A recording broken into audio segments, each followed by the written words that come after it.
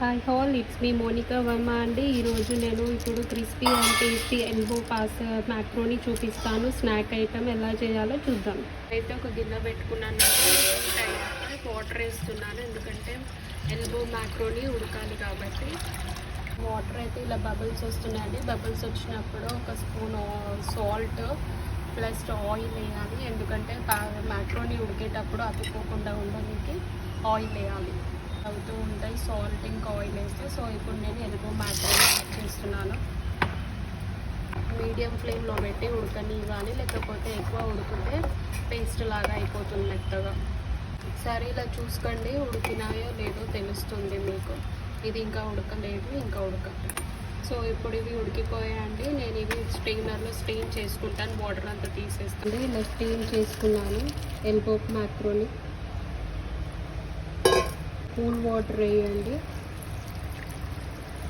ఇలా అయిపోయాక వేరే బౌల్లో తీసుకోండి.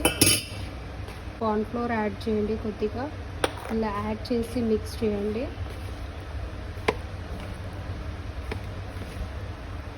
చూడండి, ఇలా మిక్స్ చేయాలి. పైన కలుపుకోవాలండి. డీప్ ఫ్రైకి సరిపోయేంత ఆయిల్ వేసుకున్నానండి. లో ఫ్లేమ్లో ఉన్నప్పుడే మనం అది ఎల్బో మ్యాక్రోని వేసుకోవాలి, లేదంటే మాడుతుంటుంది. ఇంకా ఆయిల్ హీట్ ఎక్కలేదు. ఆయిల్ నార్మల్ హీట్ అయినప్పుడు ఇలా వేసుకోవాలి. ఎక్కువ హీట్ అయినప్పుడు వేసుకుంటే కూడా మ్యాక్రోని అనేది మాడిపోతుంది, టేస్ట్ ఉండదు. చూడండి, ఇలా అవుతాయి.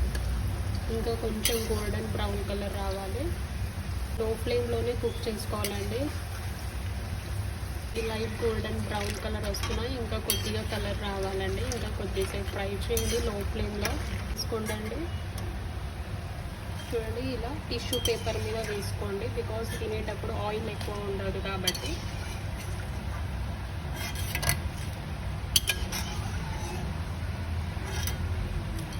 ఇలా ఏ డీప్ ఫ్రై ఐటమ్ చేసినా కూడా నేను ఇలానే టిష్యూ పేపర్ మీద వేసుకుంటాను.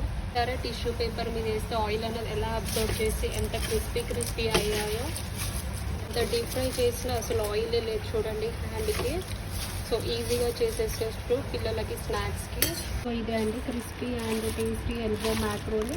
ఇంకా అప్పుడు అయిపోయింది అనుకోవచ్చు. దీనికి కొంచెం మసాలా యాడ్ చేద్దాం. ఎలా అంటే కొద్దిగా సాల్ట్, కొంచెం చిల్లీ ఫ్లేక్స్, ఆరిగానో, కొద్దిగా pepper powder. So elbow pasta macaroni ready అయిపోయిందండి. మీరు ఇది కెచప్లో డిప్ చేసుకొని తిన్నారంటే సూపర్ యమ్మీ టేస్టీ ఉంటుంది. మీరు ఒకసారి ట్రై చేసి చూడండి. Thanks for watching my video. Like it, share it and subscribe it for more videos.